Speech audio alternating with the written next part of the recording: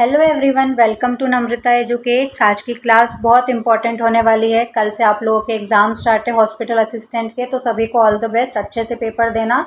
Negative marking का खासकर ध्यान रखना है, ठीक है। नेगेटिव मार्किंग रहेगी आपके पेपर में, तो बहुत अच्छे से क्वेश्चंस को पढ़ना है, आंसर्स को पढ़ना है। तो आज हम हॉस्पिटल असिस्टेंट के लिए साइंस की मैराथन क्लास करने वाले हैं, जिसमें हम काफ़ी सारे एमसीक्यूज़ की प्रैक्टिस करेंगे, जिसमें आपका पूरा सिलेबस अच्छे से कवर हो जाएगा। प्रैक्टिस करना बहुत ज़रूरी होता है, क्योंकि नेगेटिव मार्किंग से आप डील करना तभी सीख पाओगे जब आपने ज़्यादा से ज़्यादा क्वेश्चंस की प्रैक्टिस की होगी। इससे पहले मैं हिंदी की, इंग्लिश की और सोशल साइंस की मैराथन क्लास भी करवा चुकी हूँ, जिसमें हमने काफ़ी सारे क्वेश्चंस की प्रैक्टिस की थी और आपका पूरा सिलेबस उससे कवर हो गया था। तो अगर आपने नहीं देखा है तो ऊपर आई बटन में लिंक आ रहा है, डिस्क्रिप्शन में भी आपको लिंक मिल जाएगा। इसके अलावा चैनल विजिट करोगे तो भी आपको मैराथन क्लासेस मिल जाएगी, तो उनको ज़रूर से देख लेना। आज भी नंबर ऑफ़ क्वेश्चंस ज़्यादा रहने वाले हैं। तो कल जब मैंने सोशल साइंस का मैराथन क्लास करवाया था, तो मैंने स्टार्टिंग में आपको स्पेशली ये चीज़ बोली थी कि मैं ये मानकर चल रही हूँ कि आपका सिलेबस बहुत अच्छे से कवर हो चुका है, क्योंकि एग्ज़ाम से एक दिन पहले तो आप पढ़ना स्टार्ट करोगे नहीं, ठीक है। तो मैं ये मानकर चलूँगी कि बहुत अच्छे से आपने पूरा सिलेबस कवर कर लिया है, तो स्पीड थोड़ी फास्ट रहेगी। हमको नंबर ऑफ़ क्वेश्चंस ज़्यादा से ज़्यादा सॉल्व करने हैं, ठीक है। तो क्वेश्चंस की जो संख्या है, प्रश्नों की जो संख्या है, वो ज़्यादा रहेगी और जल्दी जल्दी हम लोग सॉल्व करेंगे। तो जैसे ही क्वेश्चन आपके सामने आता है, आपको फटाक से क्लिक कर जाना चाहिए, अगर आपने पढ़ाई की होगी तो, ठीक है। तो ये आपका सिलेबस रहा साइंस का।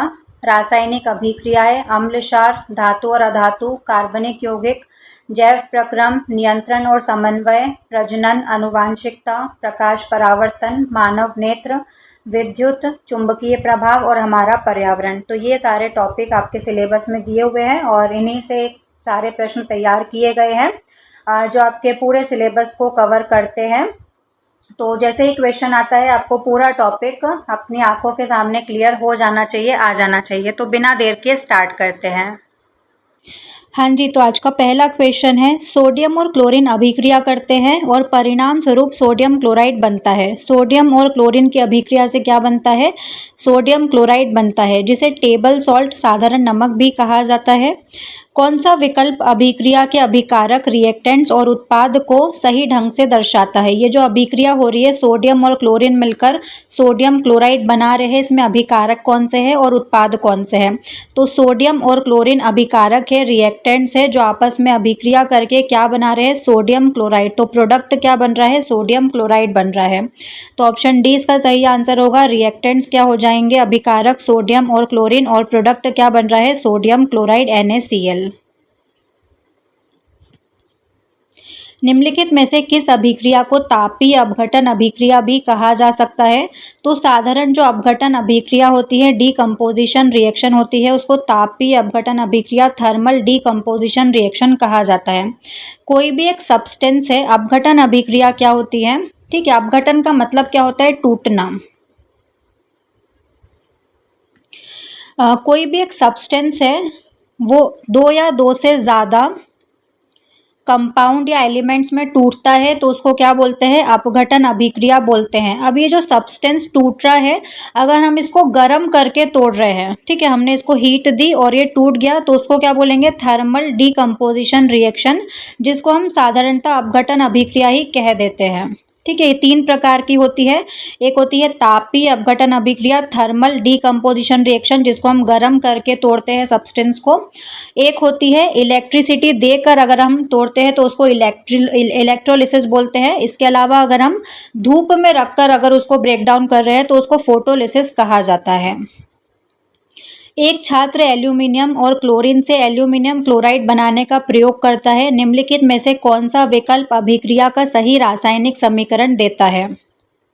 एल्यूमिनियम और क्लोरीन से एल्यूमिनियम क्लोराइड बन रहा है, ठीक है। एल्यूमिनियम क्लोराइड का फॉर्मूला क्या होता है? AlCl3। एल्यूमिनियम की वैलेंसी क्या होती है? 3 होती है, और क्लोरीन की वैलेंसी क्या होती है? 1 होती है। आपको वैलेंसी से फॉर्मूला बनाना आता होगा, ठीक है। क्रॉस मल्टीप्लाई करते हैं तो Al और Cl का 3 के साथ मल्टीप्लाई हुआ तो Cl3, तो AlCl3, ठीक है। तो 2Al प्लस 3Cl2 2AlCl3, क्योंकि जो रिएक्टेंट्स होते हैं और जो प्रोडक्ट फॉर्म हो रहा है वहाँ पर जो नंबर ऑफ एटम्स है वो बराबर होने चाहिए। जैसे कि यहाँ पर एल्यूमिनियम के 2 एटम्स है और इधर साइड भी एल्यूमिनियम के 2 है, इधर साइड क्लोरीन के कितने हैं 3 2 6 है, और इधर भी क्लोरीन के कितने हैं 3 2 6 है। तो ये बैलेंस्ड रिएक्शन है, तो ऑप्शन सी इसका सही आंसर होगा। ठीक है, ऑप्शन डी इसका आंसर क्यों नहीं होगा, क्योंकि यहाँ पर 3 2 6 क्लोरीन है और इधर साइड कितने हो गए 3 3 9 9 हो गए, तो ये तो बैलेंस्ड ही नहीं है। ठीक है, जल में आयतन के अनुसार हाइड्रोजन और ऑक्सीजन किस अनुपात में उपस्थित होते हैं? 2:1 के फॉर्म में उपस्थित होते हैं। H2O इसका फॉर्मूला होता है। एक शोधकर्ता सफ़ेद रंग का बेरियम क्लोराइड बनाने के लिए हाइड्रोक्लोरिक एसिड में बेरियम हाइड्रोक्साइड मिलाता है। निम्नलिखित में से कौन सा विकल्प अभिक्रिया का संतुलित रासायनिक समीकरण देता है? बैलेंस्ड इक्वेशन हमको बतानी है। प्रोडक्ट क्या फॉर्म हो रहा है? बेरियम क्लोराइड बन रहा है। किस किस को मिलाकर बन रहा है? हाइड्रोक्लोरिक एसिड में हमने बेरियम हाइड्रोक्साइड मिलाया है। ठीक है, तो हाइड्रोक्लोरिक एसिड HCl, तो सब जगह HCl है। ठीक है, और उसमें क्या मिलाया है? Barium hydroxide, BaOH2। ये तो नहीं होगा। ठीक है, क्योंकि इसका फॉर्मूला नहीं होता है बेरियम हाइड्रोक्साइड का। और प्रोडक्ट क्या बन रहा है? बेरियम क्लोराइड बन रहा है। बेरियम क्लोराइड का फॉर्मूला होता है BaCl2, तो ऑप्शन सी भी हट गया क्योंकि BaH2 तो नहीं होता है, तो ये दोनों तो एलिमिनेट हो गए। आपको इस तरह से एलिमिनेट कर करके भी आंसर तक पहुंचना है। ठीक है, अब बैलेंस्ड देखते हैं कौन सी इक्वेशन बैलेंस्ड है। तो यहाँ पर ऑप्शन बी इसका सही आंसर होगा क्योंकि ये बैलेंस्ड है। ठीक है, यहाँ पर आप देख सकते हो, यहाँ पर 2 हाइड्रोजन है, यहाँ पर 2 हाइड्रोजन मतलब 4 हाइड्रोजन, और यहाँ पर भी 4 हाइड्रोजन है। क्लोरीन यहाँ पर 2 है, यहाँ पर भी 2 है, बेरियम 1 है, यहाँ पर भी 1 है। ठीक है, और ऑक्सीजन 2 है और यहाँ पर भी ऑक्सीजन 2 है, तो ये बैलेंस्ड इक्वेशन है। ऑप्शन बी इसका सही आंसर होगा। निम्नलिखित में से किस प्रक्रिया में रासायनिक अभिक्रिया शामिल नहीं है? गर्म करने पर मोमबत्ती का पिघलना, ये रासायनिक अभिक्रिया का उदाहरण नहीं है। ठीक है, मोमबत्ती का जलना एक रासायनिक अभिक्रिया होती है क्योंकि इससे एक नया प्रोडक्ट फॉर्म होता है। रासायनिक अभिक्रियाएं क्या होती है? ऐसी अभिक्रियाएं जिसमें कोई नया सब्सटेंस या नया प्रोडक्ट फॉर्म होता है। ठीक है, पेट में भोजन का पाचन भी रासायनिक अभिक्रिया है और केले का पकना भी रासायनिक अभिक्रिया है। बाकी गर्म करने पर मोमबत्ती का पिघलना रासायनिक अभिक्रिया नहीं है। मैग्नीशियम ऑक्साइड का रासायनिक सूत्र क्या होता है? तो मैग्नीशियम ऑक्साइड का रासायनिक सूत्र है MgO। एक छात्र सीखता है कि कुछ उत्पाद 2 यौगिकों के मिलने से बनते हैं जबकि कुछ यौगिक 2 यौगिकों के पृथक्करण से बनते हैं। कौन सी अभिक्रिया संयोजन अभिक्रिया और अपघटन अभिक्रिया का उदाहरण है? P संयोजन है और Q अपघटन है। अच्छा, यहाँ पर अभिक्रिया नहीं आ पाई है। ठीक है, इसको रहने दो। ठीक है, इसमें अभिक्रिया यहाँ पर नहीं आ पाई है। निम्नलिखित में से कौन सा एक रासायनिक अभिक्रिया का उदाहरण है? कौन सा एक रासायनिक अभिक्रिया है वो बताना है। अंगूर का किण्वन, भोजन का पाचन, दूध से दही का जमना, सारी ही रासायनिक अभिक्रियाएं हैं। एक छात्र तांबा सल्फेट के घोल से भरी 2 अलग अलग परखनलियों में लेड और सिल्वर डालता है। छात्र ये देखता है कि लेड वाली जो परखनली है उसके घोल का रंग बदल जाता है। घोल के रंग में बदलाव का कारण क्या है? क्यों चेंज हो गया colour?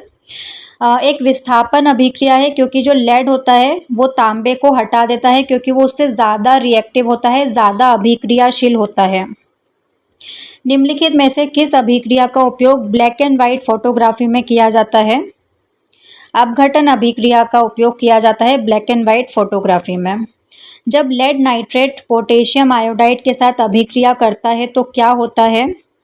Lead nitrate potassium iodide के साथ अभिक्रिया करेगा तो लेड आयोडाइड का पीला अवक्षेप और पोटेशियम नाइट्रेट बनेगा।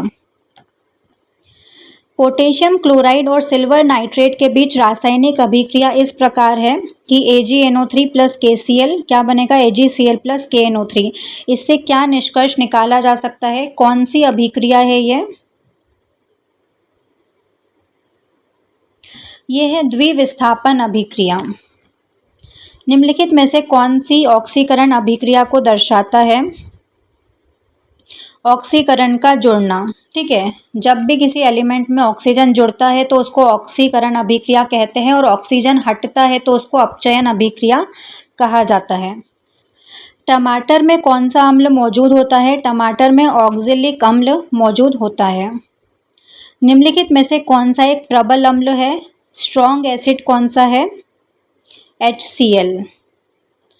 Na2CO3 10H2O को किस नाम से जाना जाता है? इसको वॉशिंग सोडा के नाम से जाना जाता है।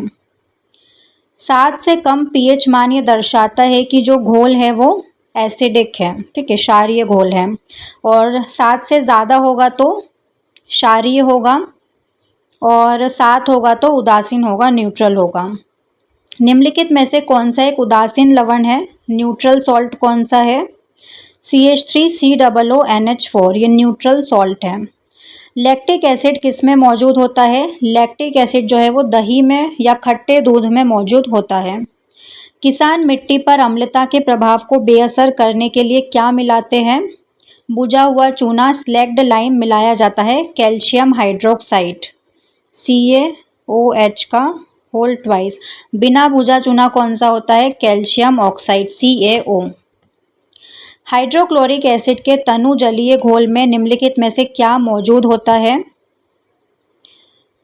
H3O प्लस Cl नेगेटिव, ठीक है, क्योंकि जो HCl होता है वो पानी में आयनित होकर हाइड्रोनियम जो कि होता है H3O पॉजिटिव और क्लोरीन Cl नेगेटिव आयन बनाता है।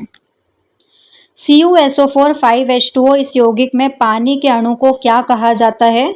क्रिस्टलीकरण का जल कहा जाता है। निम्नलिखित में से किस लवण में क्रिस्टलीकरण का जल नहीं होता है? बेकिंग सोडा में नहीं होता है, ठीक है। बेकिंग सोडा का क्या होता है रासायनिक सूत्र? NaHCO3। एक जलीय घोल लाल लिटमस को नीला कर देता है। निम्नलिखित में से किस घोल की अधिक मात्रा मिलाने पर यह परिवर्तन पलट जाएगा? हाइड्रोक्लोरिक एसिड मिलाने पर। हमारा शरीर वायुमंडल में जीवित रहने के लिए किस pH सीमा में काम करता है? 7 to 7.8। POP plaster of Paris का रासायनिक सूत्र क्या है? CaSO4 half H2O। जब एक परख नली में अम्ल के घोल को क्षार के घोल के साथ मिलाया जाता है तो क्या होता है? तापमान बढ़ जाता है, तापमान घट जाता है, तापमान समान रहता है या फिर लवण बनता है? तो तापमान बढ़ता है और लवण बनता है। ऑप्शन पहला और चौथा, ऑप्शन डी इसका सही आंसर होगा, ठीक है। ये कैसी है? एक उदासीनीकरण, एक न्यूट्रलाइजेशन रिएक्शन है, ऊष्माक्षेपी है जिसमें ऊष्मा निकलती है, लवण और पानी बनता है। कौन सा लवण प्रकृति में अम्लीय है? NH4Cl, ठीक है, अमोनियम क्लोराइड। प्रबल अम्ल HCl और दुर्बल क्षार NH4OH मिला के क्या बनता है? NH4Cl बनता है जो कि अम्लीय होता है। जब कोई क्षार धातु के साथ अभिक्रिया करता है तो वो लवण बनाता है और हाइड्रोजन गैस निकलती है। हाइड्रोजन की उपस्थिति का पता किस विधि से लगाया जा सकता है? जलती हुई मोमबत्ती के द्वारा। जिप्सम को प्लास्टर ऑफ पेरिस बनाने के लिए किस तापमान पर गर्म किया जाता है? 100 डिग्री सेल्सियस या फिर 373 केल्विन पर गर्म किया जाता है। सोडियम कार्बोनेट हाइड्रोक्लोरिक एसिड के साथ अभिक्रिया करके क्या उत्पन्न करता है? NaCl, CO2, H2O सभी कुछ उत्पन्न करता है, ठीक है। जैसे इसकी रिएक्शन हम देखते हैं, Na2CO3 तो हो गया सोडियम कार्बोनेट प्लस HCl और बैलेंस करने के लिए 2 लगा देते हैं तो प्रोडक्ट क्या क्या बनेंगे? सोडियम क्लोराइड बन जाएगा प्लस H2O जल बनेगा प्लस कार्बन डाइऑक्साइड बनेगी। ये रिएक्शन होगी इसकी, ठीक है। इमली में कौन सा अम्ल मौजूद होता है? तो इमली में होता है टार्ट्रिक एसिड। निम्नलिखित में से कौन सा विकल्प सिनेबार अयस्क से पारा निकालने की प्रक्रिया को दर्शाता है? सिनेबार को मरकरी ऑक्साइड में बदलना और फिर उसे दोबारा गर्म करना। तो ये 2 स्टेप्स में होता है। पहला स्टेप होता है भर्जन का, जिसको रोस्टिंग कहा जाता है। इसमें सिनेबार को हवा की उपस्थिति में गर्म किया जाता है जिससे मरकरी ऑक्साइड बनता है। ठीक है, इसकी एक बार इक्वेशन देख लेते हैं हम। तो 2HgS, ठीक है, प्लस 3O2। अब इसको गर्म करेंगे तो क्या बनेगा, 2HgO मरकरी ऑक्साइड बन जाएगा प्लस सल्फर डाइऑक्साइड, नया प्रोडक्ट बाय प्रोडक्ट बनेगा इसका। फिर सेकंड इसका जो स्टेप होता है उसमें इसका अपचयन होता है, रिडक्शन होता है। अपचयन मतलब ऑक्सीजन का हटना। ठीक है, तो जब मरकरी ऑक्साइड को हम और ज़्यादा गर्म करते हैं, और ज़्यादा इसको गर्म करेंगे तो इससे ऑक्सीजन अलग हो जाएगा। लोहे की भाप के साथ लंबी अभिक्रिया कराने पर लोहे का कौन सा ऑक्साइड प्राप्त होगा, Fe3O4। भोजन सामग्री को संरक्षित करने के लिए उपयोग किया जाने वाला अधातु नॉन मेटल कौन सा है, डी नाइट्रोजन है। आपने देखा होगा चिप्स वगैरह के पैकेट में भी नाइट्रोजन गैस भरी होती है। अभिक्रियाशीलता श्रृंखला के अनुसार कॉपर, टिन, लेड और मरकरी का सही क्रम आपको बताना है। ठीक है, तो रिएक्टिविटी सीरीज के अकॉर्डिंग कौन सा ज़्यादा रिएक्टिव है, कौन सा कम रिएक्टिव है, उसको जमाना है। ऑप्शन ए इसका सही आंसर होगा, टिन, फिर लेड, फिर कॉपर और फिर मरकरी। वे धातुएं कौन सी है जो पानी के साथ उपचारित करने पर तैरती है, मैग्नीशियम और कैल्शियम। एल्यूमिनियम का उपयोग खाना पकाने के बर्तन बनाने में किया जाता है। इसके लिए कौन से गुण जिम्मेदार है, अच्छी तापी चालकता, अच्छी विद्युत चालकता, तन्यता या फिर उच्च गलनांक। तो तापीय चालकता और उच्च गलनांक, ऑप्शन डी इसका सही आंसर होगा। जब कैल्शियम ऑक्साइड को पानी में मिलाया जाता है तो ये बिना बुलबुले बनाए पानी में पूरी तरह से घुल जाता है। इस अभिक्रिया में कौन से उत्पाद बनते हैं, कैल्शियम हाइड्रोक्साइड इसमें बनता है। निम्नलिखित में से किसमें रासायनिक अभिक्रिया हो सकती है, ऑप्शन डी इसका सही आंसर होगा, CuSO4 प्लस Fe। उस कथन को चुनना है जो अधातुओं के बारे में सही है। ब्रोमीन एक तरल अधातु का उदाहरण है, सही है। ग्रेफाइट बिजली का एक अच्छा सुचालक होता है, सही है, क्योंकि इसमें मुक्त इलेक्ट्रॉन होते हैं। अधिकांश अधात्विक ऑक्साइड अम्लीय होते हैं, ये भी सही है। सारे कथन सही है। जब किसी अधातु को पानी के साथ अभिक्रिया करने दिया जाता है तो क्या होता है, कोई भी अधातु पानी के साथ क्रिया करेगी तो कोई उत्पाद नहीं बनेगा। एक्वारेजिया सांद्र HNO3 और सांद्र HCl का ताज़ा तैयार मिश्रण होता है जिसका अनुपात कितना होता है, 1:3। ठीक है, HNO3 कितना होता है, 1, और HCl कितना होता है, 3 रेस्पेक्टिवली। एक तत्व का इलेक्ट्रॉनिक विन्यास 2 और 4 पाया गया है। एक कार्बन परमाणु एक यौगिक में कितने बंध बना सकता है, 4 बना सकता है, क्योंकि उसके आउटर शेल में 4 मुक्त इलेक्ट्रॉन होते हैं। सूर्य के प्रकाश की उपस्थिति में मीथेन में क्लोरीन का योग दिखाया गया है, CH4 प्लस Cl2, ठीक है, X। तो यहाँ पर X द्वारा दर्शाई गई अभिक्रिया का उत्पाद क्या होने की संभावना है, क्या उत्पाद बनेगा, क्या प्रोडक्ट फॉर्म होगा, तो CH3Cl प्लस HCl। एक कार्बनिक यौगिक में 2 कार्बन के परमाणु होते हैं। कार्बन यौगिक का नाम क्या होना चाहिए, ईथेन होना चाहिए। ठीक है, 2 कार्बन परमाणु हैं तो नाम क्या होगा, ईथेन होगा। एक कार्बन परमाणु होगा तो नाम क्या होगा, मेथ। 2 होगा तो एथ, 3 होगा तो प्रोप, और 4 होगा तो ब्यूट। सूर्य के प्रकाश की उपस्थिति में हाइड्रोकार्बन में क्लोरीन गैस का योग हुआ है। ठीक है, ये रिएक्शन दी हुई है। सूर्य के प्रकाश की उपस्थिति में क्लोरीन किसी हाइड्रोकार्बन यौगिक के साथ कैसे अभिक्रिया करता है, तो ऑप्शन सी इसका सही आंसर है, ये हाइड्रोजन परमाणु को प्रतिस्थापित करता है।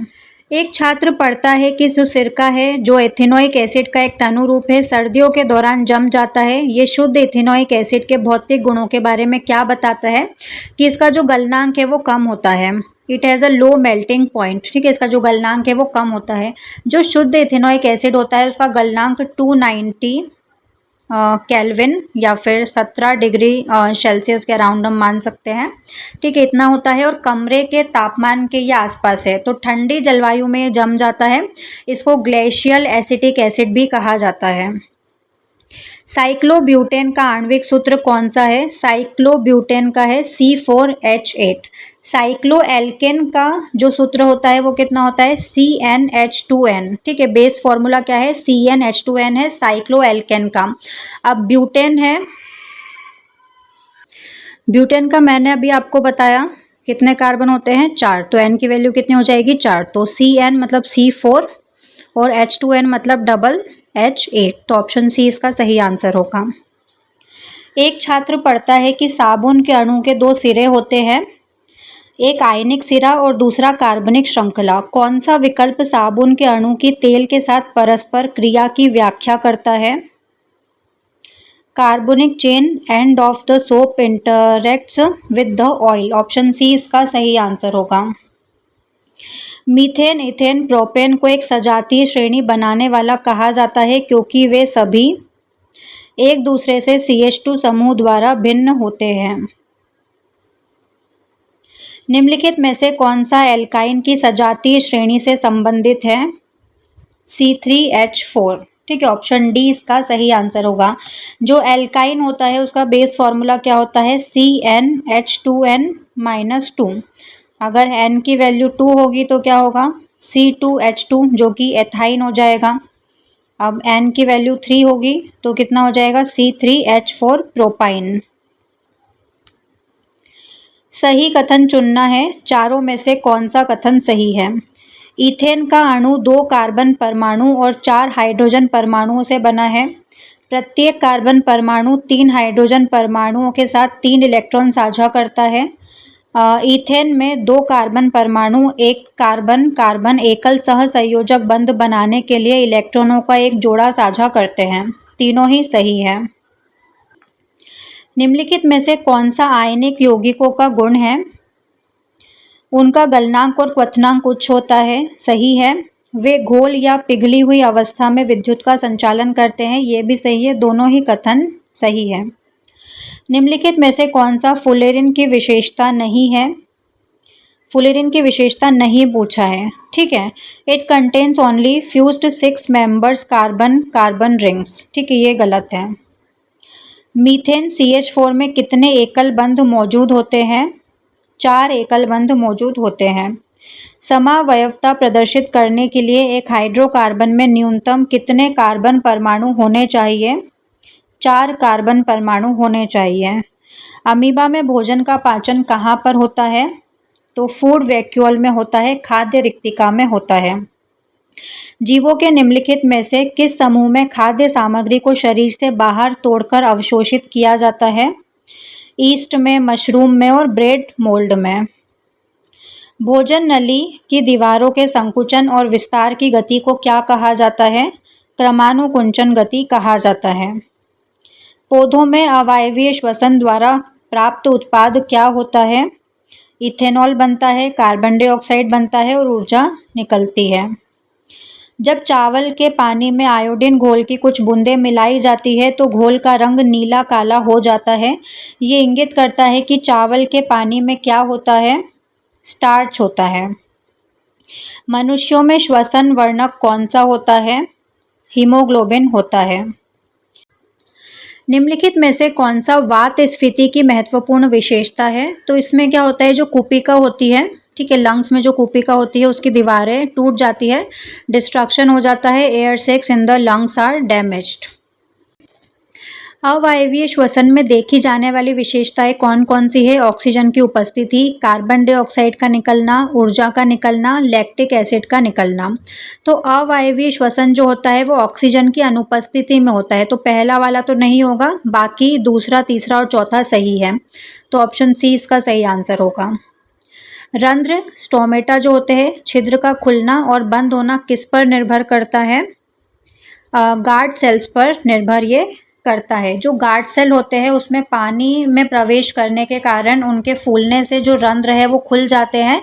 जब वो पानी फिर पूरी तरह से निकल जाता है तो ये सिकुड़ जाते हैं और छेद बंद हो जाते हैं। पौधे वाष्पोत्सर्जन के माध्यम से अतिरिक्त पानी से छुटकारा पाते हैं। पौधे ठोस अपशिष्ट उत्पादों से छुटकारा पाने के लिए किस विधि का उपयोग करते हैं? पीली पत्तियों का झड़ना।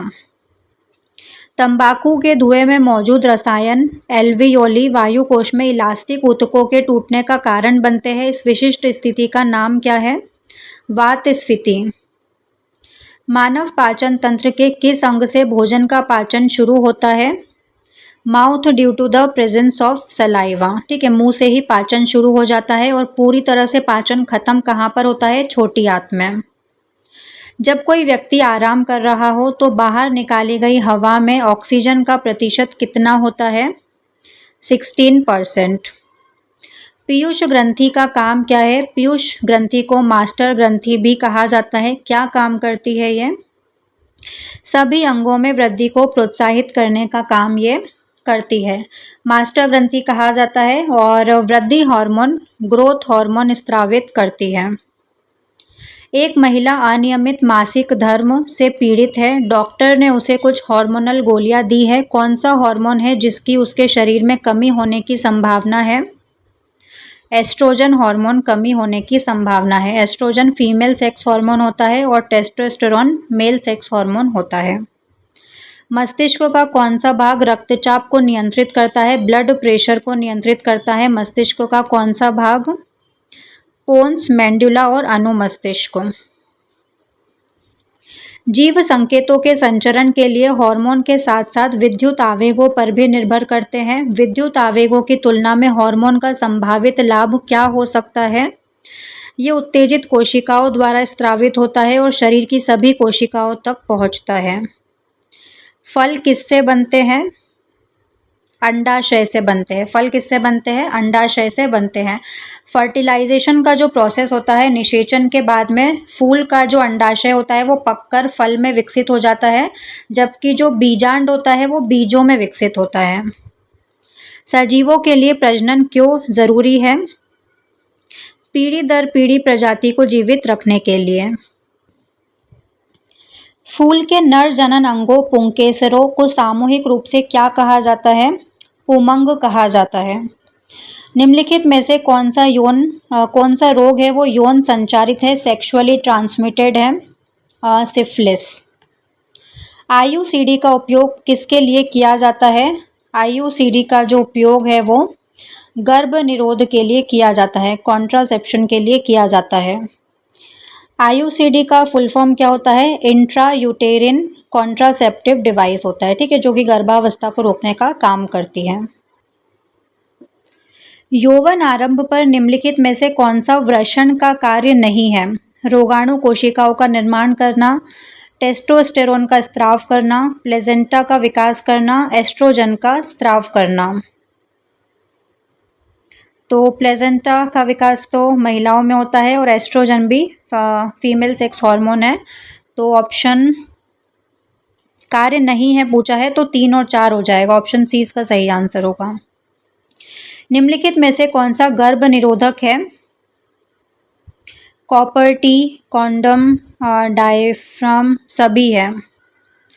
किशोर अवस्था के दौरान कई बदलाव होते हैं। लड़कों में यौन परिपक्वता से जुड़ा एक बदलाव हमको बताना है। आवाज़ का भारी होना, क्योंकि देखो हाइट तो लड़कों लड़कियों दोनों की बढ़ती है, वेट गेन भी दोनों का हो सकता है। ठीक है। लॉस ऑफ मिल्क टीथ, दूध के दांत टूटना तो वो तो बचपन में ही हो जाता है, किशोर अवस्था में वो नहीं होता है। तो जो आवाज़ भारी होती है वो लड़कों की भारी होती है। एड्स एक घातक बीमारी है जो किसके कारण होती है? वायरस के कारण होती है। निम्नलिखित में से कौन सा रोग यौन संचरित नहीं है? ठीक है, नहीं पूछा है कौन सा रोग है वो सेक्सुअली ट्रांसमिटेड नहीं है। हेपेटाइटिस। ठीक है, यहाँ पर सिफिलिस जो है वो सेक्सुअली ट्रांसमिटेड होता है, HIV एड्स भी और गोनेरिया भी। ठीक है, जो हेपेटाइटिस बी होता है वो भी यौन संचारित हो सकता है। ठीक है, लेकिन जो हेपेटाइटिस ए हो गया या फिर ई हो गया, ये दूषित पानी या दूषित भोजन की वजह से होते हैं। तो आपको ऑप्शंस में से छांटना पड़ सकता है। यहाँ पर एक बार को आपको लग सकता है कि हेपेटाइटिस दिया हुआ है तो हेपेटाइटिस बी जो होता है वो भी तो सेक्सुअली ट्रांसमिटेड है, पर आपको ऑप्शंस में से जो सबसे सही लग रहा हो वो आपको छांटना है। थर्मोफिलिक आर्की बैक्टीरिया की आबादी गर्म झरनों में पाई जाती है। यदि गर्म झरनों का तापमान कम हो जाता है तो किस घटक में परिवर्तन इन आर्की बैक्टीरिया के कुछ सदस्यों के जीवित रहने की अनुमति दे सकता है? सेल वॉल, कोशिका भित्ति। वह प्रक्रिया जिसमें शल्य क्रिया द्वारा महिला के डिंब वाहिनी नलिकाओं के छोटे हिस्सों को हटा दिया जाता है और कटे हुए सिरों को बांध दिया जाता है, वो प्रक्रिया, वो प्रोसेस क्या कहलाती है? ट्यूबेक्टोमी कहलाती है। ठीक है, महिला नसबंदी कहा जाता है, पुरुष नसबंदी को वैसेक्टोमी कहा जाता है। प्लाज्मोडियम में विभाजन के बारे में क्या निष्कर्ष निकाला जा सकता है? The cell divides multiple times giving rise to many daughter cell. ठीक है, कई बार जो सेल है उनका डिवीजन होता है। मानव युग्मनज और मानव शुक्राणु में गुणसूत्रों की संख्या का अनुपात कितना होता है? 2:1 होता है। बीजाणु राइजोपस में कैसे विकसित होते हैं? Spores divide and grow into a new individual. ठीक है, जो स्पोर्स है वो डिवाइड होते हैं और नए इंडिविजुअल में ग्रो होते हैं। यौवन आरंभ प्राप्त करने के बाद महिलाओं के अंडाशय में कौन सी घटना होने की संभावना होती है? अंडों का उत्पादन होता है। निम्नलिखित में से कौन सा विकल्प पुरुष प्रजनन प्रणाली से शुक्राणुओं के निकालने का सही मार्ग दिखाता है? टेस्टिस, फिर उसके बाद वास डिफरेंस में, फिर यूरेथ्रा में और फिर पेनिस में। ऑप्शन डी इसका सही आंसर होगा। मेंडल ने अपने प्रसिद्ध प्रजनन प्रयोग किस पर कार्य करके किए थे? तो मटर के पौधे पर इन्होंने किए थे और उसको कहा जाता है पिसम सैटिवम। डीएनए का कौन सा खंड एक प्रोटीन के लिए जानकारी प्रदान करता है? जीन। निम्नलिखित में से कौन सा आनुवांशिक विविधता का एक उदाहरण है? 2 children have different I colour. मटर में एक शुद्ध लंबे पौधे का क्रॉस एक शुद्ध बौने पौधे से कराया जाता है। F2 पीढ़ी जो सेकेंड जनरेशन है उसमें शुद्ध लंबे पौधे का शुद्ध बौने पौधे से अनुपात क्या होगा? 1:1। 2 मटर के पौधे, एक गोल हरे बीज वाला, दूसरा झुर्रीदार पीले बीज वाला, F1 संतति उत्पन्न करते हैं जो गोल पीले बीज वाले होते हैं। जब F1 पौधों का स्वपरागण होता है तो F2 संतति में लक्षणों का एक नया संयोजन होगा। निम्नलिखित में से नए संयोजन को हमको चुनना है। ठीक है, तो ये दिया हुआ है round yellow, round green, wrinkled yellow या फिर रिंकल्ड ग्रीन। कौन सा होगा? राउंड ग्रीन होगा और रिंकल्ड येलो, दूसरा और तीसरा। ऑप्शन सी इसका सही आंसर होगा। निम्नलिखित में से कौन सा समरूप अंगों का एक जोड़ा है? Wings of pigeon and bat. समरूप अंग क्या होते हैं?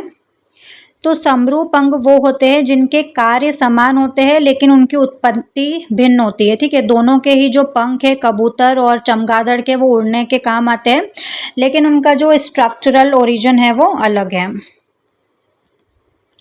एक युग्मनज जिसमें पिता से विरासत में मिला X गुणसूत्र होता है वो किस में विकसित होगा?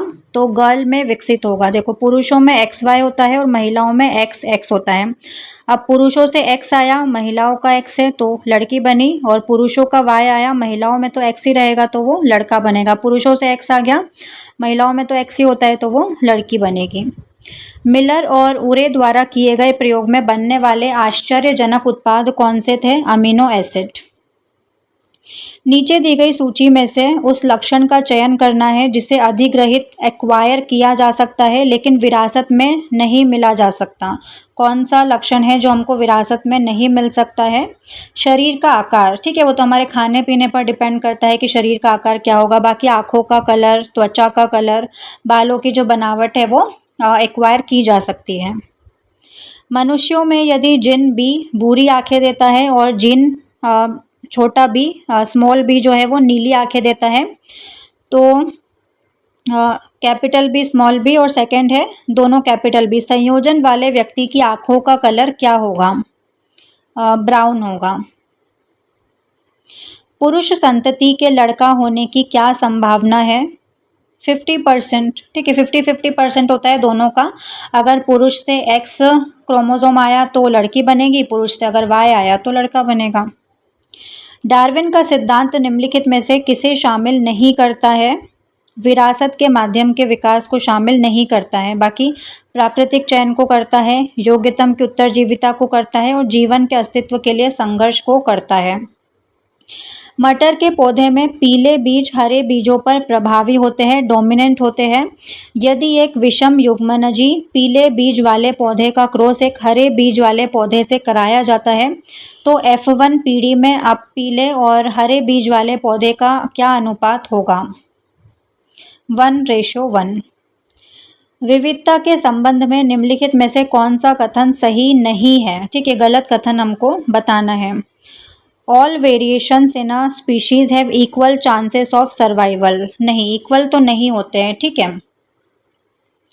किसी लक्षण के दो संस्करण जो नर और मादा युग्मकों द्वारा लाए जाते हैं वो कहाँ पर स्थित होते हैं?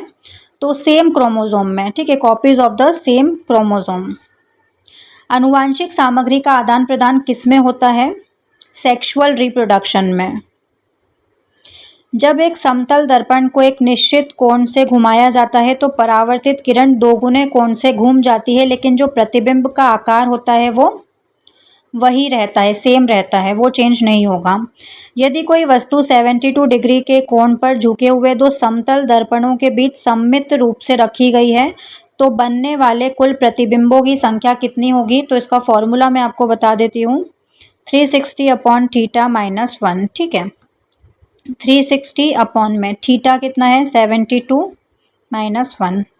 इसको काट देंगे, 9 से काटेंगे, 9 8 72, 9 चौक 36, 0 8 पंजे 40, 5 माइनस 1 4, कितने बनेंगे? 4 प्रतिबिंब बनेंगे। प्रकाश के परावर्तन के लिए कौन सा कथन सत्य है? The angle of incidence and reflection are equal. ठीक है, प्रकाश का परावर्तन होता है तो जो एंगल ऑफ इंसिडेंस होता है एंगल आई, वो एंगल ऑफ रिफ्लेक्शन, ठीक है, एंगल आर के बराबर होता है। समतल दर्पण की फोकस दूरी कितनी होती है? अनंत होती है। समतल दर्पण पर आपतित प्रकाश की किरण पुंज परावर्तन के बाद एक वास्तविक प्रतिबिंब बनाती है। आपतित पुंज क्या है? अभिसारी होगा, कॉन्वर्जेंट। एक छात्र पढ़ता है कि उत्तल दर्पण हमेशा अपनी स्थिति की परवाह किए बिना आभासी प्रतिबिंब बनाता है। उत्तल दर्पण के हमेशा आभासी प्रतिबिंब बनाने का कारण क्या है? Because the reflected raise never intersect, क्योंकि जो भी प्रकाश किरण है वो परावर्तित हुई है वो कभी भी एक दूसरे को काटेगी नहीं, इंटरसेक्ट नहीं करेगी।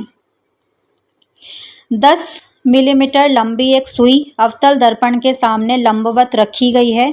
इस सुई का प्रतिबिंब दर्पण के सामने 30 सेंटीमीटर की दूरी पर बनता है। इस दर्पण की फोकस दूरी क्या होगी?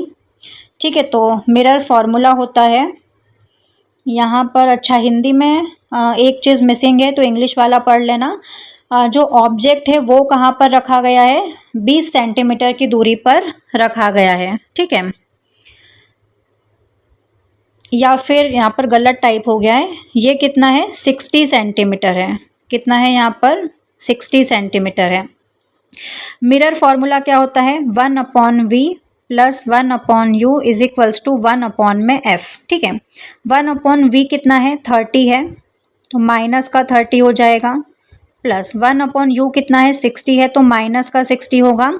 ये प्लस माइनस क्यों लिया है? तो आपको साइन कन्वेंशन आना चाहिए अगर आपने तैयारी करी होगी तो। ठीक है, एक बार मैं बता देती हूँ आपको। जैसे कि ये मिरर है अपना, ठीक है, यहाँ पर ये 0 है।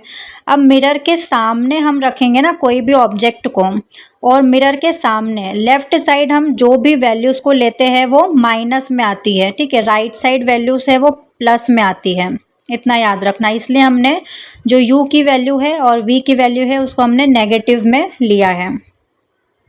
बाकी फोकस दूरी हमको ज्ञात करनी है। एलसीएम ले लेंगे इसका तो कितना आ जाएगा? 60 एलसीएम आ जाएगा, तो ये हो जाएगा अपना 60 LCM -2 - 1 is equals to 1/f। Minus का 3/60, 1/f इसको काट देंगे, 3 एकम 3, 3 दूना 6, 0। इसको उलट देंगे तो फोकस दूरी कितनी आ जाएगी, माइनस का 20। तो ऑप्शन बी इसका सही आंसर हो जाएगा। उत्तल दर्पण के सामने रखी वस्तु का प्रतिबिंब कहाँ पर बनता है? दर्पण के पीछे बनता है। एक दूर स्थित लंबी इमारत का पूर्ण लंबाई का प्रतिबिंब निश्चित रूप से किसके उपयोग से देखा जा सकता है? कॉन्वेक्स मिरर से देखा जा सकता है। कॉन्वेक्स मतलब उत्तल दर्पण। एक छात्र 15 सेंटीमीटर ऊंचाई के फ्लास्क और अवतल दर्पण का उपयोग करता है। वो पाता है कि बनने वाला जो प्रतिबिंब है वो 45 सेंटीमीटर ऊंचाई का है। प्रतिबिंब का आवर्धन कितना होगा? तो इसका फॉर्मूला होता है magnification is equals to h dash upon में एच। ठीक है, एच डैश क्या है? इमेज की हाइट है, जो प्रतिबिंब है उसकी ऊंचाई है, और एच क्या है? वस्तु की ऊंचाई है। प्रतिबिंब की ऊंचाई कितनी है? 45 है, और वस्तु की कितनी है? 15 है। 15 तिया 45, तो मैग्निफिकेशन कितना हो जाएगा? 3। ऑप्शन डी इसका सही आंसर होगा। एक छात्र अध्ययन करता है कि हवा में प्रकाश की गति 3 लाख किलोमीटर प्रति सेकंड है, जबकि कांच की स्लैब में गति 1,97,000 किलोमीटर प्रति सेकंड है। इन दो माध्यमों में प्रकाश की गति में अंतर का कारण क्या है? Difference in density. ठीक है, घनत्व में परिवर्तन, घनत्व में भिन्नता होती है। जब नेत्र लेंस की वक्रता बढ़ जाती है, जिससे यह अधिक उत्तल या मोटा हो जाता है, तो उसकी फोकस दूरी कम हो जाती है। व्यक्ति को किस दोष से पीड़ित होने की संभावना है? मायोपिया। ठीक है, मायोपिया को हिंदी में क्या कहा जाता है? निकट दृष्टि दोष। निकट दृष्टि दोष में क्या होता है? दूर की वस्तुएं ठीक से दिखाई नहीं देती हैं। ठीक है, नाम पढ़ के हमको उल्टा लगता है, निकट मतलब पास होना चाहिए, पर उल्टा होता है। निकट मतलब दूर की वस्तुएं हमको दिखाई नहीं देती है, उसको मायोपिया कहा जाता है। वायुमंडल के सूक्ष्म कणों और अणुओं द्वारा प्रकाश का सभी दिशाओं में विक्षेपण क्या कहलाता है? प्रकीर्णन कहलाता है। निम्नलिखित में से कौन सी घटना सूर्योदय या सूर्यास्त के समय सूर्य के लाल दिखाई देने में महत्वपूर्ण योगदान देती है? सूर्योदय और सूर्यास्त के समय जो सूर्य है वो लाल क्यों दिखाई देता है? स्कैटरिंग ऑफ लाइट के कारण। तारे रात में टिमटिमाते हुए क्यों दिखाई देते हैं? Because the light of stars travels in a different medium. ठीक है, हमारी पृथ्वी का वायुमंडल है जिसमें बहुत सारे डस्ट पार्टिकल्स वगैरह होते हैं, उस वजह से रिफ्रैक्शन होता है। जब सफ़ेद प्रकाश एक प्रिज्म में प्रवेश करता है तो ये अपने घटक रंगों में विभाजित हो जाता है। इसका कारण क्या है? Different refractive index for the different wavelengths of each colour. Her colour की जो तरंगदैर्ध्य है उनका अपवर्तनांक अलग अलग होता है। जब सफ़ेद प्रकाश हवा से कांच के प्रिज्म में प्रवेश करता है तो विचलन कोण किसके लिए सबसे कम होता है? रेड लाइट के लिए सबसे कम होता है। कौन सा विकल्प ये स्पष्ट करता है कि सूर्योदय और सूर्यास्त के समय सूर्य लाल क्यों दिखाई देता है? Red has a high wavelength. जो लाल कलर है उसकी तरंगदैर्ध्य सबसे ज़्यादा होती है, so it travels a longer distance, तो ज़्यादा डिस्टेंस ट्रेवल कर सकती है। दोपहर में सूर्य सफ़ेद दिखाई देता है क्योंकि लाइट इज़ लीस्ट स्कैटर्ड, क्योंकि लाइट कम फैलती है। 2 ओम, 4 ओम, 1 ओम और 100 ओम का उपयोग करके प्राप्त न्यूनतम प्रतिरोध क्या है? न्यूनतम प्रतिरोध बोला है तो जो न्यूनतम प्रतिरोध होता है उसके लिए जो प्रतिरोधक होते हैं उसको हम समानांतर पैरेलल क्रम में जोड़ते हैं। जो आरपी समतुल्य प्रतिरोध होता है, सर्किट में जो सबसे छोटा व्यक्तिगत प्रतिरोध होता है, इनमें सबसे छोटा कौन सा है? 1 ओम का। ठीक है, तो जो समतुल्य प्रतिरोध निकलेगा वो इससे कम होता है, तो लेस देन 1 ओम हो जाएगा। प्रतिरोध और धारा के बीच क्या संबंध है? तो V is equals to I R होता है ओम के नियम के अनुसार। तो I बराबर क्या हो जाएगा? V अपॉन में R। तो I is inversely proportional to 1 upon में R। एक दूसरे के व्युत्क्रमानुपाती होते हैं। ऑप्शन बी इसका सही आंसर होगा। 10 वोल्ट की बैटरी 20 ओम के प्रतिरोध के माध्यम से 20,000 कूलाम का आवेश ले जाती है। 10 सेकेंड में किया गया काम क्या होगा? तो इसका फॉर्मूला होता है वर्क डन, कार्य बराबर V इंटू क्यू। विभवांतर इंटू आवेश, ठीक है। तो V कितना है यहाँ पर, 10 वोल्ट की बैटरी है और आवेश कितना है 20,000, मल्टीप्लाई करेंगे तो कितना हो जाएगा 2 लाख। 2 लाख को हम लिख देंगे 2 इंटू 10⁵ जूल। ऑप्शन बी इसका सही आंसर होगा। 2 बल्ब है, 40-220 वॉट और 60-220 वॉट के हैं, उनके प्रतिरोधों का अनुपात हमको बताना है। तो उसका फॉर्मूला होता है R = V²/P। तो R इन्वर्सली प्रोपोर्शनल है P के, ठीक है। तो R1/R2 = क्या होगा, P2/P1, क्योंकि इन्वर्सली प्रोपोर्शनल है, ठीक है। तो 60/40 हो जाएगा, इसको काटेंगे तो 2 तिया 6, 2 दूनी 4, 3:2। ऑप्शन डी इसका सही आंसर होगा। विद्युत चुंबक की कोर बनाने के लिए सबसे उपयुक्त सामग्री कौन सी है, मृदु लोहा। निम्नलिखित में से किसे चुंबक द्वारा आकर्षित नहीं किया जा सकता है, पीतल को, स्टील को किया जा सकता है, कोबाल्ट को, निकल को भी किया जा सकता है। जब एक सीधे चालक में विद्युत धारा प्रवाहित होती है तो इसके चारों ओर गोलाकार चुंबकीय क्षेत्र रेखाएं हो जाती है। एक प्लॉटिंग कंपास को एक दंड चुंबक के दक्षिणी ध्रुव के पास रखा जाता है। कंपास का जो सूचक है वो दक्षिणी ध्रुव की ओर इंगित करेगा। 2 चुंबकीय क्षेत्र रेखाएं कभी भी एक दूसरे को नहीं काटती है। तार के एक वृत्ताकार लूप का सामने का भाग उत्तरी ध्रुव है। इस लूप के इस भाग में धारा की दिशा क्या होगी, एंटी क्लॉकवाइज, वामावर्त। चुंबकीय क्षेत्र रेखाओं के संबंध में कौन सा कथन गलत है, गलत कथन बताना है। If magnetic field lines are parallel और इक्वी डिस्टेंस, अगर जो मैग्नेटिक फील्ड लाइंस है वो पैरेलल है, समांतर है और इक्वल डिस्टेंस पर है, they represent zero field strength, नहीं, वो जीरो फील्ड स्ट्रेंथ रिप्रेजेंट नहीं करती है। धारावाही लंबी सीधी परिनालिका के भीतर चुंबकीय क्षेत्र सभी बिंदुओं पर समान होता है। एक मजबूत दंड चुंबक को एक क्षैतिज लकड़ी के बोर्ड के ऊपर लंबवत रखा जाता है। बल की चुंबकीय रेखाएं होगी चुंबक के चारों ओर सभी तलों में। एक लंबी धारावाही सीधी परिनलिका के अंदर चुंबकीय क्षेत्र की तीव्रता होती है सभी बिंदुओं पर समान। मोटर के कार्य को समझने के लिए फ्लेमिंग के बाएं हाथ के नियम की व्याख्या कौन सा विकल्प करता है, कौन से ऑप्शन में है। जब एक धारावाही चालक को चुंबकीय क्षेत्र में रखा जाता है तो वो चुंबकीय क्षेत्र के कारण एक बल का अनुभव करता है। जब एक धारावाही चालक को एक समान चुंबकीय क्षेत्र में लंबवत रखा जाता है तो उस पर लगने वाला बल कितना होता है, F = B/IL होता है। शायद इसको एक बार चेक करेंगे, ठीक है। एक छात्र एक कुंडली में एक दंड चुंबक डालता है और गैल्वेनोमीटर में विक्षेप देखता है, डिफ्लेक्शन को देखता है। यदि चुंबक लगातार कुंडली के अंदर और बाहर आ जा रहा है तो क्या होगा, कुंडली में प्रेरित धारा अपनी दिशा लगातार बदलती रहेगी।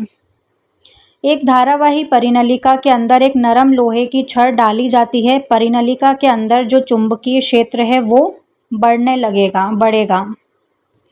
जो नरम लोहा होता है उसकी चुंबकीय पारगम्यता बहुत हाई होती है, उच्च होती है, जो कि चुंबकीय क्षेत्र रेखाओं को केंद्रित करने में हेल्प करती है, जिससे परिनलिका के अंदर चुंबकीय क्षेत्र की तीव्रता काफ़ी बढ़ जाती है। निम्नलिखित में से कौन लंबे सीधे तार के पास चुंबकीय क्षेत्र का सही वर्णन करता है। क्षेत्र में तार पर केंद्रित संकेंद्रित वृत्त होते हैं। पारिस्थितिकी तंत्र के जैविक घटक में कौन कौन शामिल होता है, बायोटिक कंपोनेंट्स में, जिसमें जीवन होता है। प्रोड्यूसर्स, कंज्यूमर्स और डिकम्पोजर्स, उत्पादक, उपभोक्ता और अपघटक सभी शामिल होते हैं। निम्नलिखित में से किसका भस्मीकरण किया जा सकता है, सभी का। वो हानिकारक रसायन जो खाद्य श्रृंखला के माध्यम से मनुष्यों में जमा हो रहा है, एब्सिसिक एसिड। मांसाहारी प्रतिनिधित्व करते हैं द्वितीयक और तृतीयक उपभोक्ता। निम्नलिखित में से कौन सी एक खाद्य श्रृंखला का गठन करती है, घास, बकरी और मनुष्य। जैव निम्नीकरण कचरे में शामिल है, लकड़ी का बुरादा। ठोस कचरा प्रबंधन का सबसे महंगा घटक कौन सा है, संग्रहण, कलेक्शन करना। पुनर्चक्रण के संबंध में कौन सा कथन गलत है? गलत कथन हमको बताना है। ये कच्ची सामग्रियों के खनन की आवश्यकता को बढ़ाता है। ठीक है, कुंवारी वुआरी तो गलत हो गया। ये कच्ची सामग्री के खनन की आवश्यकता को बढ़ाता है। What is the SI unit of force? जो बल है उसका एसआई मात्रक क्या होता है? कुछ क्वेश्चन इंग्लिश में है जिसको मैं हिंदी में ट्रांसलेट करके आपको बता दूंगी। तो बल का एसआई मात्रक क्या होता है? न्यूटन होता है। Which of the following is a non renewable resource? अनवीनीकरणीय संसाधन कौन सा है इसमें से? कोयला। What is the primary function of the human digestive system? मानव पाचन तंत्र का प्राथमिक कार्य क्या है? To break down food and absorb nutrients. जो खाना हमने खाया है उसको ब्रेक डाउन करना और न्यूट्रिएंट्स को एब्जॉर्ब करना। Which part of the plant is responsible for photosynthesis? कहाँ पर होता है प्रकाश संश्लेषण? पत्तियों में होता है, लीव्स में होता है, क्योंकि लीव्स में क्लोरोफिल मौजूद होता है। What is the atomic number of an element? किसी भी एलिमेंट का एटॉमिक नंबर परमाणु संख्या क्या होती है? The total number of protons in the nucleus of an atom. ठीक है, ये एक एलिमेंट है, इसका एक नाभिक है। इस नाभिक के अंदर जो प्रोटॉन मौजूद होते हैं उसको क्या कहा जाता है? परमाणु क्रमांक या एटॉमिक नंबर कहा जाता है प्रोटॉनों की संख्या को। नाभिक के अंदर प्रोटॉन और न्यूट्रॉन होते हैं और आसपास चक्कर कौन लगाते हैं? Electrons. What is the purpose of a fuse in an electric current? Electric current में फ्यूज़ वायर का क्या पर्पस होता है, क्या काम होता है? To protect the circuit from excessive current. Excessive current बहने से रोकता है, शॉर्ट सर्किट होने से रोकता है। Which part of the brain controls balance and coordination? दिमाग का कौन सा पार्ट होता है ब्रेन का जो कि बैलेंस और कोऑर्डिनेशन का काम करता है? Cerebellum. Which of the following is a characteristic of a asexual reproduction? अलैंगिक प्रजनन की कौन सी विशेषता है? Offspring are genetically identical to the parent. जो भी बच्चा होगा वो अपने पेरेंट का बिल्कुल हूबहू दिखेगा। Which gas is responsible for the greenhouse effect? Greenhouse effect के लिए कौन सी गैस उत्तरदायी है? Carbon dioxide. What is the pH value of pure water? 7 होती है, न्यूट्रल होता है। What type of lens is use to correct short sightedness? मतलब वही निकट दृष्टि दोष इसको कहा जाता है, तो उसके लिए हम करेंगे कॉनकेव लेंस का use. What is the function of haemoglobin in the blood? हमारा जो रक्त होता है उसमें हीमोग्लोबिन का काम क्या होता है? ऑक्सीजन को ट्रांसपोर्ट करना। What is the primary purpose of vaccines? Vaccine का प्राथमिक उद्देश्य क्या होता है? प्रिवेंट इन्फेक्शन, इन्फेक्शन से प्रिवेंट करना। Which vitamin is known as ascorbic acid? किस विटामिन को एब्जॉर्बिक एसिड कहा जाता है? विटामिन सी को, खट्टे फ्रूट्स में मिलता है। Which of the following is a chemical reaction? इनमें से कौन सी है जो केमिकल रिएक्शन है? बर्निंग ऑफ वुड, लकड़ी का जलना। बाकी मेल्टिंग आइस, बॉइलिंग वाटर और डिजॉल्विंग शुगर इन वाटर ये सारे भौतिक परिवर्तन हैं। ठीक है, जब भी हम किसी चीज़ को जलाते हैं तो ऑक्सीजन की उपस्थिति में जलाते हैं, मतलब ऑक्सीजन से उसकी क्रिया हो रही है और एक नया प्रोडक्ट फॉर्म होगा, नया प्रोडक्ट बनेगा। जहाँ पर भी नया प्रोडक्ट बनेगा मतलब केमिकल चेंज हो रहा है, केमिकल रिएक्शन हो रही है। Which type of reaction is represented? A plus B, A B. ठीक है, किस टाइप की रिएक्शन है? तो ये कॉम्बिनेशन रिएक्शन है। यहाँ पर दो सब्सटेंस जुड़ के एक नया प्रोडक्ट फॉर्म कर रहे हैं तो उसको बोलते हैं combination reaction. Which of the following salt is form when hydrochloric acid react with sodium hydroxide? क्या बनेगा? सोडियम क्लोराइड बनेगा। ठीक है, हाइड्रोक्लोरिक एसिड HCl के साथ जुड़ेगा सोडियम हाइड्रोक्साइड NaOH, तो यहाँ से ये NaCl बन जाएगा और H2O जल बनेगा। Which gases evolve when an acid reacts with a metal? जब एसिड मेटल के साथ रिएक्ट करेगा तो कौन सी गैस निकलती है? हाइड्रोजन गैस निकलती है। What is formed when iron reacts with moist air? ठीक है, क्या बनेगा जब आयरन मॉइस्ट एयर के साथ रिएक्ट करेगा? तो जंग बनेगा। ठीक है, रस्ट बनता है, जंग बनता है। Which metal is commonly used in electrical wiring, कौन सी मेटल हम यूज़ करते हैं? वैसे तो जो चांदी होती है वो सबसे अच्छी चालक होती है, लेकिन चांदी के तो हम तार बना नहीं सकते, तो हम कॉपर का यूज़ करते हैं। विच of the following is an alcohol, इनमें से कौन सा एल्कोहल है? इथेनॉल। सूत्र क्या होता है? C2H5OH। Which organ in humans is responsible for the filtration of blood? तो ब्लड का फिल्ट्रेशन कौन सा ऑर्गन करता है? Kidney. Which of the following is responsible for the transportation of water in plants? तो प्लांट्स में वाटर और minerals का ट्रांसपोर्टेशन कौन करता है?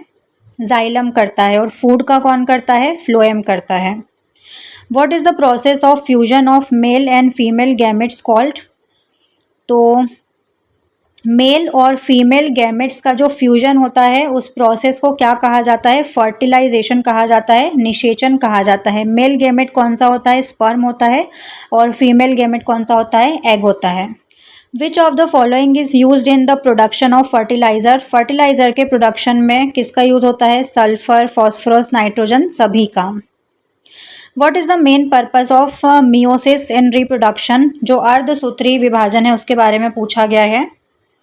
To reduce chromosome number by half. What determines the sex of a human baby? बच्चे का जो जेंडर है वो किसके द्वारा डिटरमाइन होता है? Father's chromosome. What is the focal length of a lens? Lens की फोकल लेंथ क्या होती है? The distance between the lens and its focus. Focus और लेंस के बीच की जो दूरी होती है उसको फोकल लेंथ कहा जाता है। What is the SI unit of electric current? विद्युत धारा का एसआई मात्रक क्या होता है? एम्पियर होता है। What is the device use to measure current in a circuit? कौन से डिवाइस का यूज़ करते हैं हम करंट को मापने के लिए, विद्युत धारा को मापने के लिए? एमीटर का यूज़ करते हैं। What is the main component of smoke? Smoke का मेन कंपोनेंट क्या होता है? Carbon monoxide. What is the primary cause of acid rain? प्राथमिक कारण क्या होता है एसिड रेन का? नाइट्रोजन ऑक्साइड्स और sulphur dioxides. What are decomposers in an ecosystem? Ecosystem में डीकम्पोजर्स क्या होते हैं? माइक्रो ऑर्गेनिज्म, सूक्ष्म जीव। What is the colour change when litmus paper is dipped into acid? क्या कलर चेंज होगा अगर हम जो लिटमस पेपर है उसको एसिड में डुबाएंगे? तो ब्लू टू रेड हो जाएगा। What is the primary function of the stomata in plants? Stomata का प्राइमरी फंक्शन, प्राथमिक कार्य क्या होता है पौधों में? To take in carbon dioxide. ठीक है, जो स्टोमेटा होते हैं वो छोटे छोटे रंध्र होते हैं पत्तियों पर जो कि कार्बन डाइऑक्साइड को इनटेक करने का काम करते हैं फोटोसिंथेसिस की प्रोसेस के लिए। Which of this is not a part of circulatory system in humans? जो रक्त परिसंचरण तंत्र है मानवों में कौन सा पार्ट नहीं होता है? किडनी, हार्ट, ब्लड या फिर लंग्स? तो हार्ट तो होता है, ब्लड भी होता है, लंग्स भी होता है, किडनी नहीं होता है। किडनी जो है वो उत्सर्जन तंत्र का भाग है। What is the process by which plants prepare their food? Photosynthesis, प्रकाश संश्लेषण के द्वारा। What is the main ore of aluminium? Aluminium का मेन अयस्क क्या है? Bauxite. Which of the longest cell in the human body? सबसे लंबा सेल, सबसे लंबी कोशिका कौन सी होती है मानव शरीर में? नर्व सेल होती है। Which gland is known as the master gland? Master ग्रंथि कहा जाता है पीयूष ग्रंथि को। What is the speed of light in vacuum? निर्वात में लाइट की स्पीड कितनी होती है? 3 × 10⁸ मीटर पर सेकेंड। ये 10⁸ है। Which part of the eye controls the amount of light entering in it? Iris. What type of reaction is represented by the following equation? ये जो दी है किस टाइप की रिएक्शन है, किस टाइप की रासायनिक अभिक्रिया है? ये कॉम्बिनेशन रिएक्शन है। Which of the following is an example of double displacement reaction? Double displacement reaction कौन सी रिएक्शन है इन चारों में से? द्विविस्थापन अभिक्रिया। NaCl AgNO3 AgCl NaNO3। Which of the following is a strong acid? Strong acid कौन सा है? Hydrochloric acid HCl। Which metal is the best conductor of electricity? सबसे बेस्ट चालक होती है सिल्वर, चांदी। The functional group present in aldehyde is, aldehyde का जो फंक्शनल ग्रुप है वो कौन सा होता है? CHO। In human digestion which enzyme breaks down starch, starch को कौन ब्रेक डाउन करता है, कौन सा एंजाइम? एमाइलेस। कहाँ पर प्रेजेंट होता है? लार में। Which hormone regulates blood sugar levels? Insulin. What is the functional unit of the nervous system? Nervous system की फंक्शनल यूनिट कौन सी है? न्यूरॉन। नेफ्रॉन किसकी है? किडनी की। What is the mode of reproduction in bacteria? कौन सा mode होता है इसमें? बाइनरी फिजन होता है। The scientist who propose the laws of inheritance, Mendel ने दिए थे। What is the unit of inheritance? Inheritance अनुवांशिकी की इकाई क्या होती है? जीन होती है। The focal length of convex lens is, convex lens की जो फोकल लेंथ होती है वो कैसी होती है? पॉजिटिव होती है। The mirror used in the car side mirrors, ठीक है, कार की साइड मिरर्स के रूप में कौन से मिरर का यूज़ किया जाता है? कॉन्वेक्स मिरर, उत्तल दर्पण का यूज़ किया जाता है। What type of reaction occurs when iron reacts with oxygen to form rust? किस टाइप की रिएक्शन होगी जब आयरन जो लोहा है ऑक्सीजन के साथ क्रिया करके जंग बनाता है? कॉम्बिनेशन रिएक्शन है। Which of the following is an example of displacement reaction? कौन सा है डिस्प्लेसमेंट रिएक्शन का एग्जाम्पल? ZnCuSO4, ठीक है, तो जिंक ने कॉपर को विस्थापित कर दिया, डिस्प्लेस कर दिया उसकी जगह से। The process of breaking down a compound into simpler substance using heat is called, heat का यूज़ करके ब्रेक डाउन करने को क्या कहा जाता है? Decomposition reaction. और हीट का यूज़ कर रहे हैं तो थर्मल डीकम्पोजिशन रिएक्शन, तापीय अपघटन अभिक्रिया। विच of the following acid in present in vinegar, vinegar में कौन सा एसिड होता है? एसिटिक एसिड होता है। Which non metal is good conductor of electricity, कौन सा नॉन मेटल है जो इलेक्ट्रिसिटी का अच्छा चालक है? ग्रेफाइट, क्योंकि इसमें मुक्त इलेक्ट्रॉन होते हैं। The metal that does not react with dilute hydrochloric acid is, कौन सी metal? Copper. Which process is used for the prevention of rusting, जंग लगने से बचाने की प्रक्रिया को क्या कहा जाता है? गैल्वेनाइजेशन, जिसमें जिंक की परत चढ़ाई जाती है। What is the molecular formula of methane, methane का फार्मूला क्या होता है? CH4। The functional group present in alcohols is, alcohol का जो फंक्शनल ग्रुप है वो क्या होता है? OH। The process of converting vegetable oil into solid fat, उसको क्या कहा जाता है? उस प्रोसेस को जिसमें वेजिटेबल ऑयल को सॉलिड फैट में कन्वर्ट किया जाता है? हाइड्रोजनेशन कहा जाता है, हाइड्रोजनीकरण। Which organelle is known as the powerhouse of the cell, कोशिका का पावर हाउस किसको कहा जाता है? कोशिका का ऊर्जा ग्रह माइटोकॉन्ड्रिया को कहा जाता है। The site of photosynthesis in plant cell is chloroplast, क्योंकि इसमें क्लोरोफिल पाया जाता है। What is the main excretory product in humans, तो मेन जो उत्सर्जी पदार्थ है मानवों में वो कौन सा होता है? Urea. The hormone responsible for growth in plants, plants में जो ग्रोथ होती है तो कौन से हार्मोन उसके लिए उत्तरदायी होता है? Auxin hormone.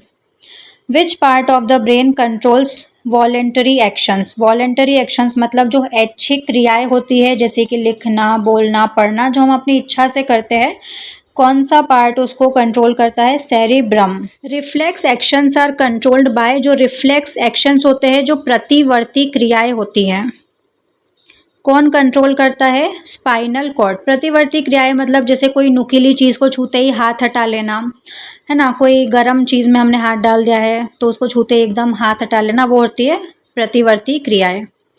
The mode of reproduction in amoeba is, binary fission होता है इसमें भी। Which hormone controls the menstrual cycle in females, कौन सा हार्मोन कंट्रोल करता है महिलाओं में जो मासिक धर्म होता है उसको? एस्ट्रोजन।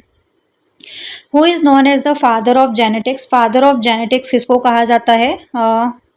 ग्रेगर मेंडल को। Which of the following is an example of dominant trait in humans? प्रभावी लक्षण कौन सा होता है ह्यूमंस में इन चारों में से? Blue eyes, attached earlobes, curly hairs या straight hair? Curly hairs. The mirror used in headlights of vehicle, headlight में कौन सा मिरर यूज होता है? कॉनकेव मिरर, अवतल, दर्पण। The unit of refractive index is, जो अपवर्तनांक होता है उसकी इकाई क्या होती है? तो उसकी कोई इकाई नहीं होती है, no unit. Consider the following statements, ये चारों स्टेटमेंट पढ़ना है, उसके बेसिस पर हमको सही स्टेटमेंट्स बताने हैं, चारों में से कौन से सही है। The sex of a child is determined by what it inherits from the mother, mummy से आता है? नहीं। Sex of a child determine होता है पापा से, बिल्कुल सही है। The probability of having a male child is more than that of a female child, नहीं, 50-50% होता है, तो ये गलत है। The sex of a child is determined at the time of fertilisation when male and female gametes fuse to form a zygote, हाँ उसी time पर हो जाता है ये। तो दूसरा और चौथा सही है, ऑप्शन बी इसका सही आंसर होगा। Which one of the following organs is not a part of the human female reproductive system? महिला रिप्रोडक्टिव सिस्टम का कौन सा पार्ट नहीं है? ओवरी होती है, यूट्रस होता है, फेलोपियन ट्यूब होती है। वास्ट डिफरेंस, पुरुषों में होता है, महिलाओं में नहीं होता है। In which of the following organism multiple fission is a means of asexual reproduction? Plasmodium. In bifocal lenses used for the correction of presbyopia, कौन सा सही है चारों में से? The upper portion is of the concave lens for the distant vision and the lower part is of the convex lens for the near vision, मतलब एक ही lens होता है, मान लो ये चश्मा है, ठीक है। इसमें ऊपर की तरफ कौन सा लगा होगा? यहाँ पर कॉन्केव लेंस लगा होगा, जिससे आप ऊपर की तरफ देखोगे तो दूर का दिखाई देगा, और यहीं पर नीचे की तरफ कॉन्वेक्स लेंस लगाया जाता है, ठीक है, पास के विजन के लिए। आइडेंटिफाई द फूड चेन, वो फूड चेन हमको आइडेंटिफाई करना है in which the organisms of the second trophic level are missing, जिसमें मिसिंग है। ऑप्शन सी इसका सही आंसर होगा, tiger, grass, snake and frog. ठीक है, तो ये आपका साइंस का आज का लेक्चर कंप्लीट होता है। क्वेश्चंस तो और भी थे, ठीक है, डायग्राम वाले क्वेश्चंस इसमें नहीं आ पाए हैं, बाकी और भी क्वेश्चन थे, पर टाइम कम था, कल से आप लोगों के एग्जाम स्टार्ट है तो मुझे जल्दी से जल्दी बनाना था। बाकी इसका पीडीएफ आपको टेलीग्राम चैनल पर मिल जाएगा, टेलीग्राम चैनल का लिंक आपको डिस्क्रिप्शन बॉक्स में मिल जाएगा। अब तो चालू हो गया है टेलीग्राम, तो मैंने सारे ही पीडीएफ, इससे पहले वाले भी जितने पीडीएफ थे सारे मैंने टेलीग्राम पर डाल दिए हैं, तो वहाँ से आप देख सकते हो। व्हाट्सएप चैनल पे अगर आप ज्वाइन करना चाहते हो तो उसका लिंक भी आपको डिस्क्रिप्शन में मिल जाएगा। लेक्चर पसंद आया हो तो लाइक करना, शेयर करना, चैनल को सब्सक्राइब नहीं किया है तो सब्सक्राइब कर लेना और बेल आइकन ज़रूर से प्रेस कर देना। कैसा लगा लेक्चर कमेंट्स में ज़रूर बताना। स्क्रीन पर देखो मॉक टेस्ट की प्लेलिस्ट शो हो रही है, तो वहाँ जाकर सारे मॉक टेस्ट देख सकते हो। इसके अलावा और भी मैराथन क्लासेस देखना चाहते हो, सोशल साइंस की, हिंदी की, इंग्लिश की, तो वो भी देख सकते हो। आज के लिए बस इतना ही, हम मिलते हैं नेक्स्ट वीडियो में। जय हिंद।